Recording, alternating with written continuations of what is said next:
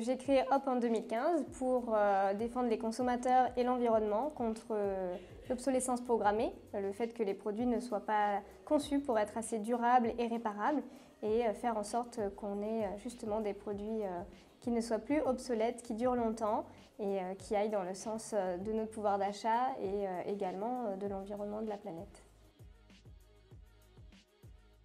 Donc on peut agir de différentes manières. Puisque l'obsolescence programmée est un délit depuis 2015, nous pouvons être amenés à porter des plaintes.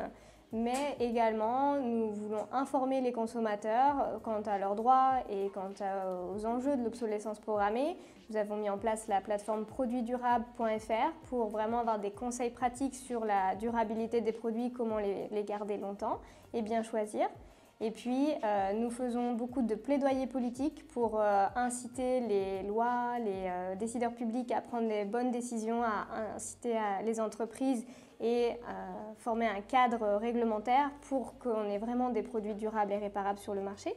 Et puis, enfin, on travaille avec les entreprises dans le cadre du Club de la durabilité pour engager un mouvement aussi économique d'entreprises qui vont pouvoir mettre en place des offres et un écosystème qui va nous permettre de trouver des alternatives durables et réparables. Oui, bien sûr, le modèle économique est sous-jacent à la question de l'obsolescence programmée, puisque l'obsolescence programmée finalement a été imaginée dans les années 30 pour lutter contre la dépression à cette époque, en se disant justement il faudrait qu'on renouvelle plus souvent les produits, comme ça, ça pourrait relancer la croissance. Sauf que dans les années 30, les années 60, 70, on imaginait mal l'ampleur de l'enjeu écologique. Mais aujourd'hui, c'est une donnée qu'on ne peut plus nier. Donc ce modèle de l'obsolescence programmée pour accélérer la croissance sans fin, sans limite, sans regarder les impacts sur les matières premières, sur les déchets, ce n'est plus tenable. Donc naturellement, il faut repenser le modèle économique et je crois qu'il y a vraiment des choses innovantes à faire autour de ça, puisqu'il faut voir comme un écosystème, un produit qui va être conçu pour être durable, réparable, fiable et robuste. Ça va permettre derrière déjà d'améliorer l'image de marque du fabricant, mais surtout de donner de l'emploi à tout un écosystème en cascade. On va avoir plus de réparateurs puisqu'ils pourront réparer les produits. On aura plus d'échanges entre pairs sur le marché de l'occasion par exemple, puisque les produits seront robustes, on pourra les avoir pour plusieurs vies et se les échanger entre pairs.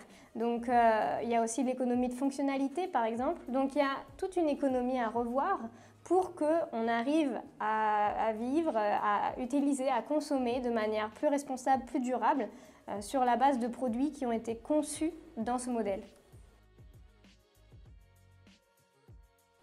Alors pour arriver à un changement de modèle, un changement sociétal tel que je le décris, ça ne va pas se faire en un jour et ça ne va pas se faire juste avec un seul acteur.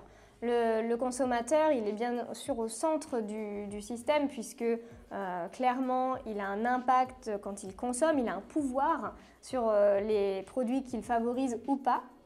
Mais force est de constater que malgré tous nos efforts, qu'on peut d'ailleurs déployer grâce à produitsdurables.fr, à un moment on est limité aussi parce que les fabricants doivent prendre leurs responsabilités.